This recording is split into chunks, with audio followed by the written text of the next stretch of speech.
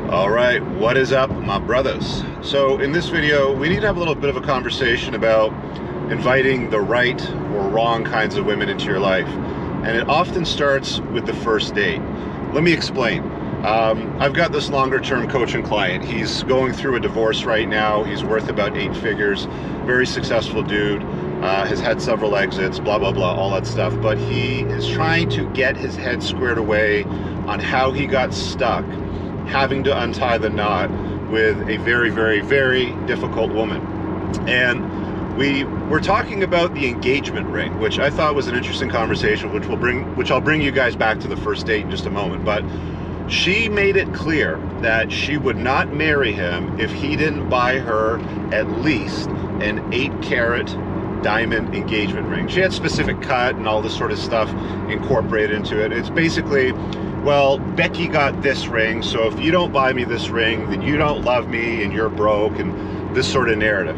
Now, this guy's gone through some lengthy self-work, internal work, if I can put it that way, and he's a lot better. Like, he's in a much better place today. But the reason why we're having this conversation around the engagement ring is the ring doesn't really matter at the end of the day, okay? If a woman is truly into you, like head over heels, she's got genuine burning desire, as I describe in chapter 3 of my book, The Unplugged Alpha. It doesn't matter if it's an 8-carat, if it's a 5-carat, if it's a 3-carat. It really doesn't matter to women that are down with you. When women make specific demands around things like the size of the engagement ring, that's problematic. To me, that would be a you know what, like, we're done here. We're not doing this. We're not playing that game. This isn't about love for you, blah, blah, blah, sort of thing. Now, I asked him, I said, let me ask you a question. On the first date, did she insist that you do something like, take her out to dinner, or not just something simple like drinks? And he's like, yeah, how did you know? So, let me tie you guys back into the first date and why I'm making this video, because there's a lot of junk out there right now, these TikTok professionals, these high, elegant lady dating sort of YouTube channels. We've seen them.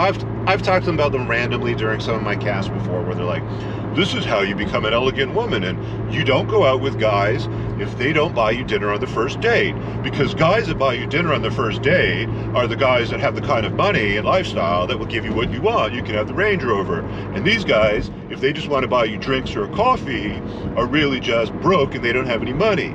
Well, I'm going to tell you something. I spun a lot of plates, did a lot of dating. I'm sitting here in my McLaren. I clearly don't have a problem with money, but I would never take a chick out for dinner on the first date. Okay? I'm going to tell you why. These chicks that demand, I only go out with guys if you're going to take me out to a nice restaurant, if you're only going to show me that, you're long-term type of material and blah, blah, blah. Okay? If she's going to start the relationship, the dating aspect of that game on that foot, where I'm going to dictate to you what we're going to do for dinner, or what we're going to do on the date, where we're going to go for dinner, what we're going to have for dinner, what's going to be ordered on the menu, and all this sort of stuff. Oh man, you are starting off at a very, very bad place with a potentially very, very difficult and ultimately dangerous woman, if she's the wrong one that you're going to invite into your life on a long-term basis and have a family with and stuff. So to all those guys out there that are like, oh, but these women are demanding, dinner, so I got to take them out for dinner. No, you don't. You actually have the capacity to say no. You actually have the ability to frame some boundary and say, no, I've only got an hour window. What I'd like to do is I'm going to go for a hike on Thursday at this time, and I'm going to pick you up. We're going to grab a warm drink, maybe Starbucks or something. We're going to go for a stroll in the woods, and we're going to, chop it up and see how things are. We'll go for a stroll in the park or whatever it happens to be. That would be my pretty much go-to, for the most part, first date. I like that for a bunch of reasons. One, she's not sitting down. She's going to wear something comfortable, usually yoga pants. You can check her out a little bit, moving around and sort of thing. And you always have a good conversation. It's especially advantageous if you're a taller guy, because you're standing up for the entire date, so she has to look up to you, right? I'm that guy, so that's the way that I roll those things. Now, others will say, oh, you got to do dinner, you got to sit down. And so, look, you can do whatever you want at the end of the day. You can decide to do whatever you want. But what I'm telling you is, this is what I've noticed works. This is something that is going to, a lot of guys use the term gold digger. This is something that's going to weed out some of those gold digging type of chicks that are going to try to run your life or tell you how things need to be and when you're going to date and where you're going to date and what you're going to eat and, you know, what she's going to order off the menu. I've even seen some of these like women on these videos and stuff say things like, and when you go out for dinner with them, you have to make sure you order the most expensive thing to see how he reacts to it, sort of thing. It's like, the games are always going to be endless when you're a guy. It's just something that you're going to have to play. I get it. You like women. Women are pretty. They smell nice, whatever. Fine. But at the end of the day, make sure that the way that the relationship starts is always on your terms. Whether it's the dating part of the relationship, where you're going to go for the date, whether it's the engagement part of the deal, if you plan on getting married and having kids, if that's your shtick, if that's really what you want to do, if you want to dig a little deeper into that and understand why I don't encourage guys to get married anymore. There's an entire chapter on that in my book. But the relationship needs to start on your terms, because whenever a relationship ends, it's almost always on her turn. Women untie the knot about 8 out of 10 times when it comes to marriages. Men tolerate a ton of shit.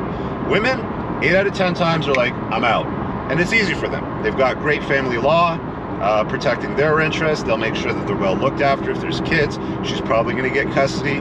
So that's why when I'm telling you guys, if you're going to invite a woman into your life, if you're going to date her, I mean, if it's anything that's going to be dealing with more than just one date or something like that, you probably want to start it from the position of, I'm very busy, which you should be if you're a guy chasing excellence, not women. I'm very busy. I've got a window on this day. Let's go for a stroll in the park. We're going to grab a warm drink. We got about an hour, hour and a half, maybe 90 minutes sort of thing, you know, to chat it up sort of thing. That's all it is. It's a sniff test. That's what the first date is. It's a sniff test. You go out, you sniff her out, you dig her vibe, does she dig your vibe, you set up the next date from there. It's not wine her and dine her and do all this stuff and, you know, pick her up. Like, I wouldn't even pick up a chick on a first date in a car like this, okay? You don't do those sorts of things in my estimation. It's just check her out, see what she's all about, see what she's made of, kind of size her up. Does she dig your vibe? Does she find you captivating? You know, is the conversation strong? That's all it is. I mean, I could go right down this rabbit hole for about an hour or two. I'm not going to do that. What I wanted to do is sort of summarize this incredibly important point, because I see a lot of guys make the mistake where it's like, well, she wouldn't go out with me if I wouldn't take her out for dinner, so I had to do it. It's like, no, you didn't. Well, what if she says no, Rich? Good, so you don't go out with her. Then you've just saved your time and your efforts and resources dealing with some chick that's potentially going to make your life a nightmare later on down the road. Deal with the chick that's like, yeah, I'd be happy to go for a stroll in a park with you. Deal with the chick that's like, yeah, I'm totally down for a coffee, or I'm down for a cocktail, you know, at 8 o'clock tonight or something like that. Making a 2-3 hour commitment with a chick that you've never met before in many cases, because most of you guys are using online dating right now for the most part. You don't do cold approach or talk to pretty women when you're kind of going about your life. That's how most guys seem to do it now. Then you go and make that long-term commitment, potentially sitting down with a miserable woman, you know, who's going to rob you of a couple $100. And what do you get out of it? A little bit of frustration. What does she get out of it?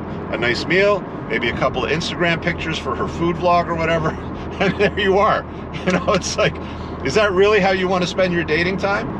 Guys, I'm telling you, all these miserable chicks, and you're going to get them more and more as you get older too, by the way. Like, as they get past their 30, 35 year, you know, sort of line in the sand, they're going to start to be more demanding of things like this. And I'll tell you something, they weren't demanding like that in their 20s. They would definitely go out for just a coffee, or they would definitely, you know, not make such stringent requirements and be a little bit more agreeable. It's just that, you know, when women start to get older, or if they start to consume these, you know, how to be an elegant woman vlog, you know, vlogger channels, that's when they really start to bust your chops.